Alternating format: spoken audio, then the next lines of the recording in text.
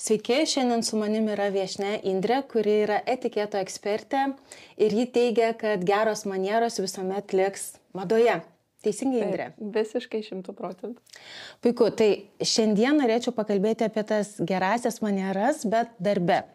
Taip. Ir šiandieną pabandysim paanalizuoti keletą atvejų ir situacijų ir viena iš jų yra gimtadieniai. Man asmeniškai yra vienas iš nepatogiausių momentų darbe. Aš visada stengiuosi per savo gimtadienį išvykti atostogauti, kad išvengčiau šito tokio nepatogumo, žodžiu. Kai paprastai esi pastatomas, tarkime, vidury, ar ne, ir kolegos į ratelį ir jie tada sako žodžius. O jeigu dar tuo pačiu metu yra nuotoliu prisijungę kolegos, ar ne, tai tokį sudaro kaip ir, asmeniškai man tai yra nepatogus jausmas, bet lygiai taip pat aš galvoju, o kaip jaučiasi tie kiti žmonės, ar jie taip pat yra įpareigoti sakyti kažkokį tai sveikinimą. Tai Indrė, gal pradėkim pokalbį nuo to, kas turėtų sveikinti gimtadienio metu ir kiek tos iškalbos reikia tiek kolegoms, kurie sveikina, tiek pačiam jubiliatui. Aš klausydama įžangos labai prisiminiau savo pačios darbą, kai dirbau banke, čia jau buvo, 10-15 metų atgal, ir būtent tą ratelį, kai nei gimtadienį švenčiantis žmogus žino, ką daryti ir kaip elgtis, kur žiūrėti, nei tie, kurie sveikina, žino, ką pasakyti, nes su visais kolegom, žinia, mes sukūrėm artimą ryšį, kad jie galėtų kažką palinkėti. O tie palinkėjimai, kurie yra tiesiog mandagumo išraiška, kad pasakyti tai kažką, jie dažniausiai, kaip ir sakai, sukelia tokią nepatogią situaciją ir ką daryti. Tai čia tokio vieno atsakymo, kad kaip iš to išeiti, faktas, kad nėra, bet etiketo stuburas yra aiški komunikacija. Nes ne tiek, kiek elgesys tokiose situacijose vienoks ar kitoks kažkokios taisyklės, bet kiekvienos kompanijos vidinės kultūros išsiaiškinimas, kaip mes darom. Tarkim, ir negaliu aš absoliutinti to atsakymo, nes vienos kompanijos turi labai glaudų ryšį tarpusavio ir laisvą tokią bendravimo kultūrą, kurie gal ir mėgsta tos gimtadienius pašvęsti ir iš to pasidaro įvykį. Ir kur viskas yra oficialiau, formaliau, didesnis atstumas tarp darbuotojų, daugiau įsipareigojimų, visi labiau įsitempia. Tai faktas, kad tokiose kompanijose ir tie sveikinimai nebe tokie nuoširdūs tampa. Taip. Tai aš sakyčiau, kad pradėti reikėtų nuo komunikacijos, nuo to vieno drąsaus žmogaus, kuris tą klausimą iškelia. Ar tie, kurie švenčia gimtadienius, ar tie, kurie organizuoja sveikinimą, kažkas turėtų dėti tą pirmą žingsnį, inicijuoti šitą pokalbį. Ir aš manau, kad geriausia tai šis kompanijai pasidaryti apklausą, anoniminę. Ar gerai jaučiatės, kai jūs sveikina? Ar nereikia bėgti atostogų, kad tik tai išvengtume tos nepatogios situacijos? Tai būtent todėl, išsiaiškinimas pirmiausia, kiek žmonių gerai jaučiasi, kiek prašiau, ir pagal tai tuomet galima lengviau nuspręsti, kokius tolimesnius žingsnius daryti. Ir vienas iš tų žingsnių galima iš vis eliminuoti tokius sveikinimus ir ieškoti sprendimo, kaip kuo jos pakeisti. Galbūt galima rašyti vieną atvirutę ir tada vienas žmogus tik tai pasveikina. Arba gal gimtadienį švenčiantis žmogus tiesiog atsineša tortą į darbą ir jį kiekvienas pjaustosi, kada nori, tiesiog švenčia gimtadienį, ten yra šalia padėta atvirutė, kiekvienas parašo linkėjimą. Galbūt tai žmonių grupiai tai būtų daug patogiau, tiek vienai, tiek kitai pusiai. Nes aš įsivaizduoju, ir personalo skyrius turi pakankamai didelės užduotis. Kaip iš to išeiti.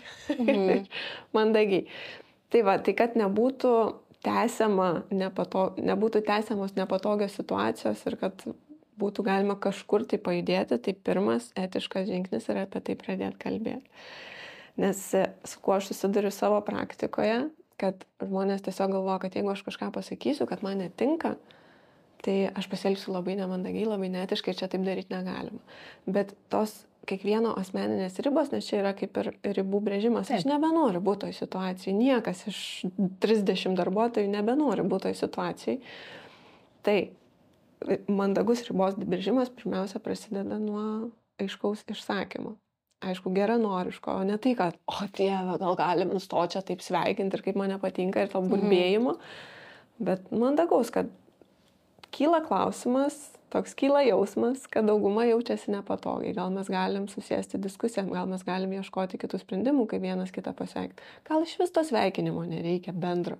Gal pasisveikina tie, kurie artimiausiai bendrauja, nes vis tiek kiekvienam darbe yra grupelės, kurios susidraugauja. Ir dar labai nuo organizacijos dydžio priklauso. Ir, o kas labiausiai turėtų, tarkim, būti už tai atsakingas? Ar įmonės vadovas, skyriaus vadovas, o gal kolega, kuris geriausiai tave pažįsta?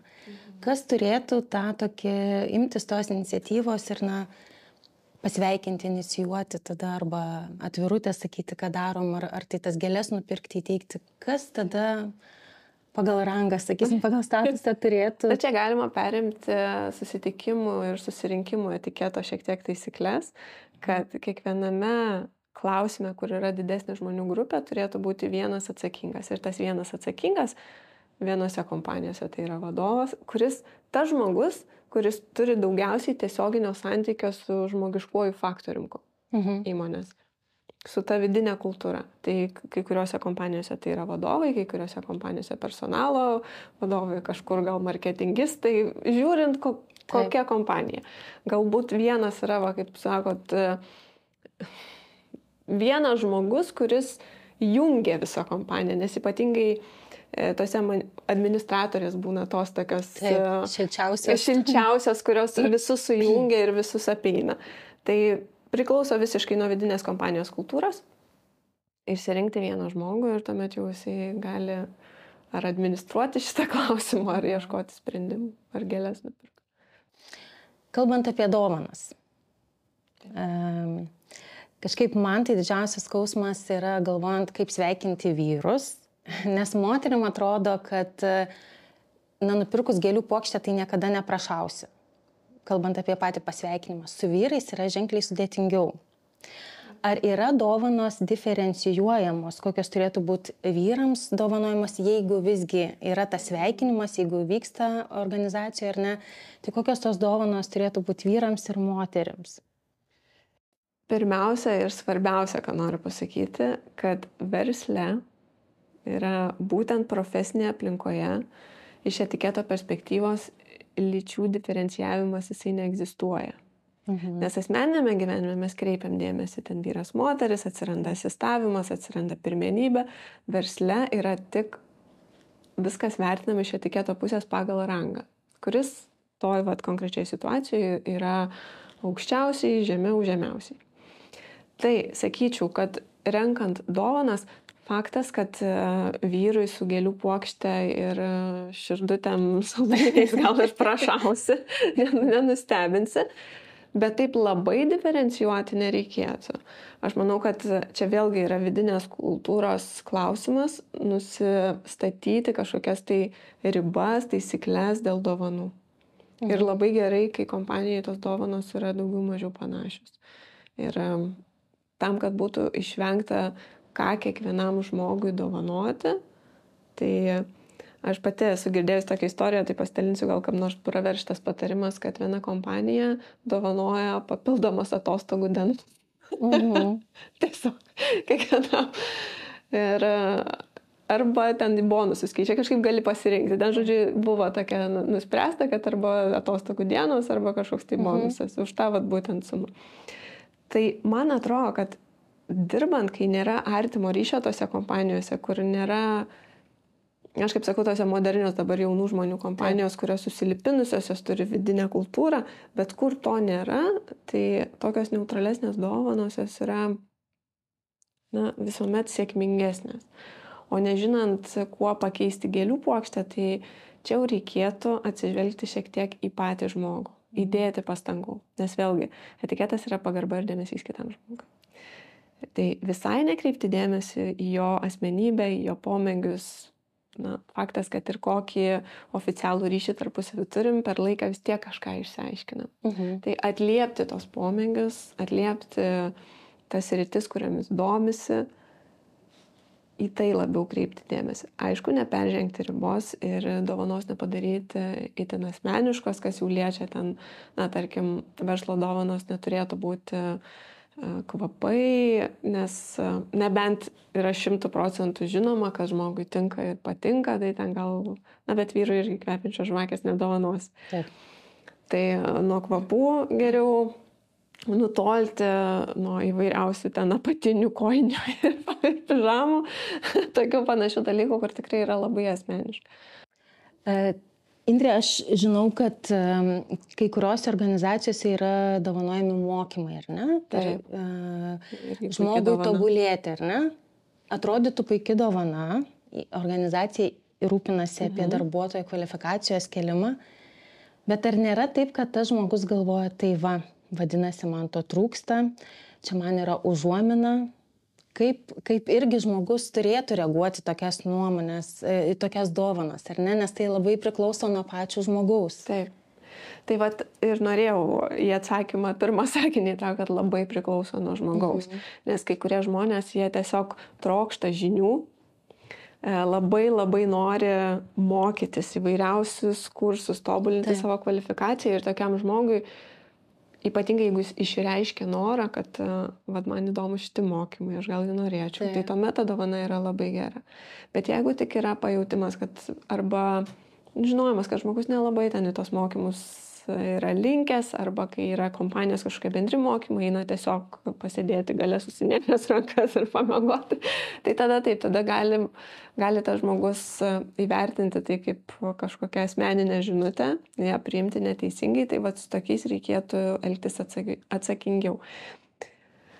Aš kaip sakau, etiketas kaip ir turi taisyklės labai aiškias, bet labai daug kas priklauso nuo aplinkybių, nuo žmogaus ir nuo situacijos. Tai ne visuomet yra 100% pritaikoma. Ir tai, ką aš kalbu, yra tokios bendros taisyklės, bet tarkim, man žinant konkretų žmogų, aš jau galėčiau daugiau apie tai pasakyti. Konkrečią kompaniją, konkretų žmogų, konkrečius santykius, tuomet jau galima detaliau šnekėti. O tai bendrai, tai taisyklė yra ta, kad vengti labai asmeniškų dovanų ir galvoti 2 žingsnius į priekį. Kaip sakai, gal mokymai žeis žmogų.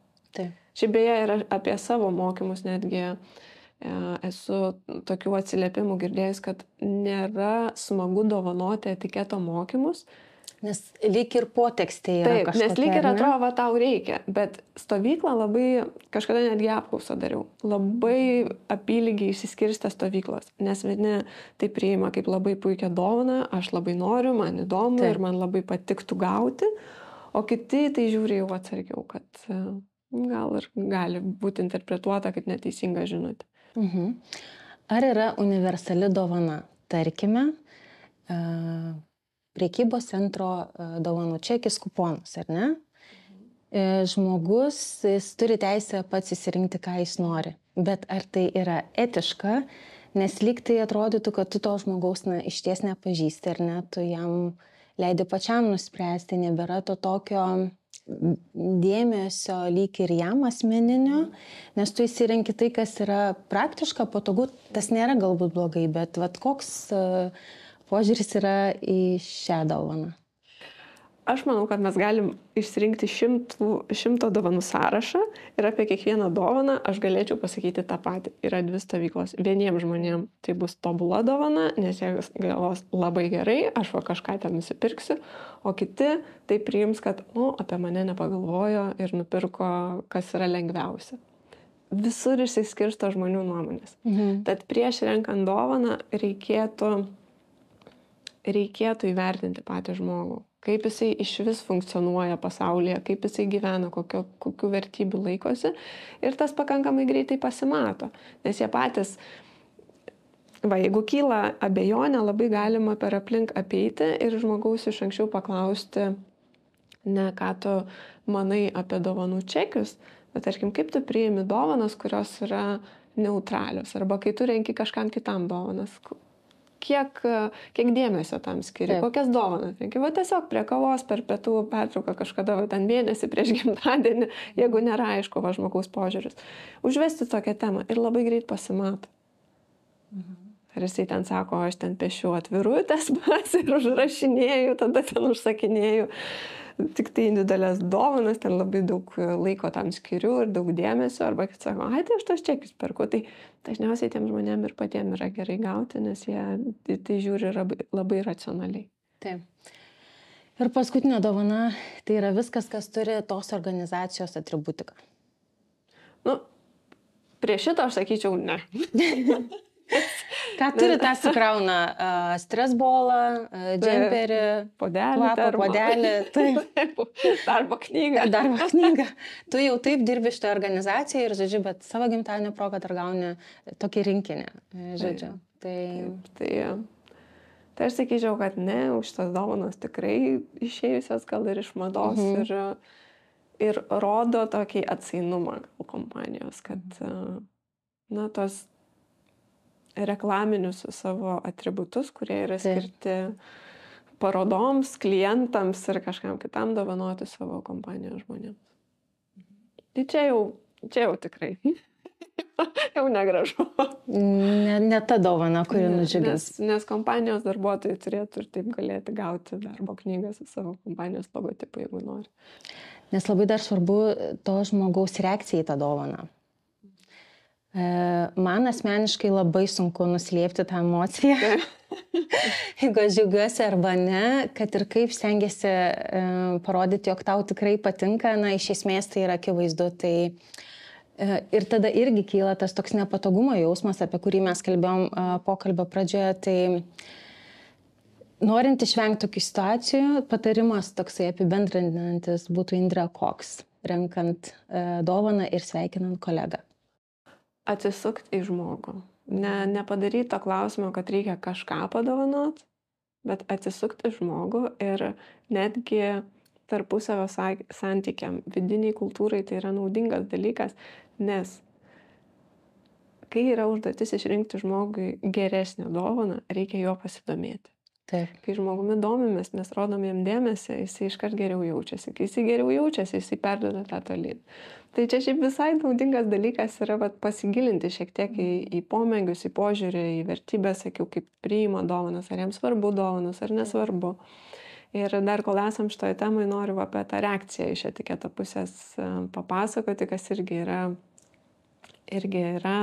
tokia vieta, kur jau mes ką padovanojom, jau tą padovanojom, jau kitaip nebus. Bet kas gauna dovaną, teisinga reakcija turėtų būti net jeigu ir nepatinka, aišku, maksimaliai stengtis neišsiduoti, bet pasakyti apie tą dovaną ką nors gero. Jau vien tai padėkoti, kad ačiū už skirtą laiką, už tai, kad galvojat, už tai, kad rūpinat. Taip. Faktas, kad ne visos dovanos mums patinka ir ne visos tinka ir kai kurios tikrai būna didelė nesąmonė. Bet tas mokymasis, čia yra priimti turbūt, ar ne? Priimti tą dovaną ir įvertinti, kad gerai, gal tie žmonės ir nedėjo pastangų, gal ten tikrai įdėjo su įmonės atributika, tiesiog iš sandėlio į maišelį sudėjo, bet pasakyti, kad ačiū, kad skyrė tam laiko.